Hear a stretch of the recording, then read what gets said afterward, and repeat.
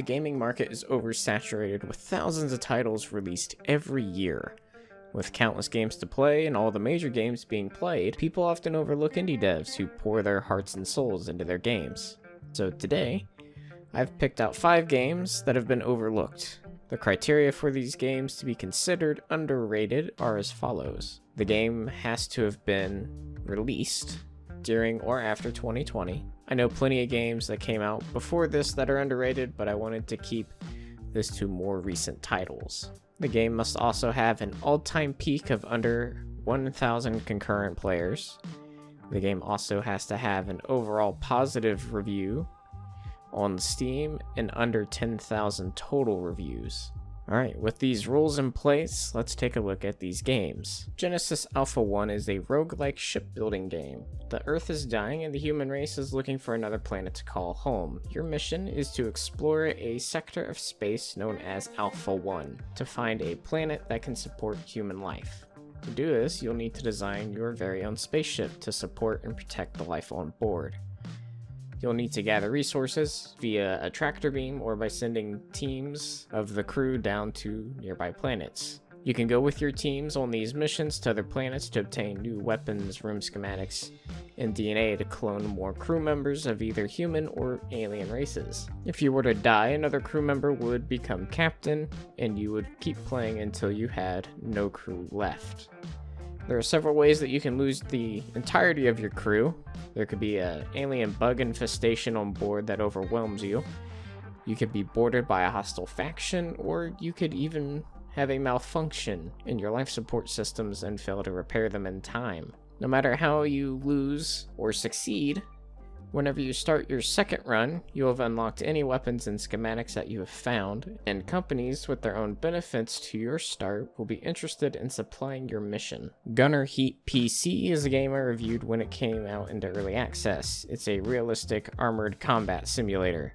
Its realism is close to or even better than War Thunder's armor models. The premise is the Cold War has gone hot, and NATO and the Warsaw Pact are at war. The game features various vehicles from that area, including the M1 Abrams Bradley BMP-2, T-64A, the BDRM, and plenty more, all of which are playable with accurate armor, ammo types, and capabilities. The game has a couple of modes. Instant action will just drop you into a random mission, and then there's a campaign mode, where you'll choose a mission between 3 to 5 of them, and the success of each mission matters, and the losing side will lose supplies. The first side to lose all their supplies will lose the campaign. Kill It With Fire is not for anyone with arachnophobia. This fun little game has you go through homes and businesses to kill spiders by any means necessary. You get more weapons as you progress, ranging from revolvers to homemade flamethrowers, shotguns, and even small C4 charges. Spiders also start coming in variants. Some are fast, some jump everywhere, and some are little bastards that are really good at hiding. For those of you who have VR, you can also purchase it for VR. Not for Broadcast is a very unique game. You play as a live broadcast editor. Your job is to manage the broadcast by keeping viewers engaged, choosing images, changing camera angles, and censoring what the government doesn't want you to show, along with additional challenges that get added on daily. Then there's the story text segment, which is a choose your own adventure sort of deal.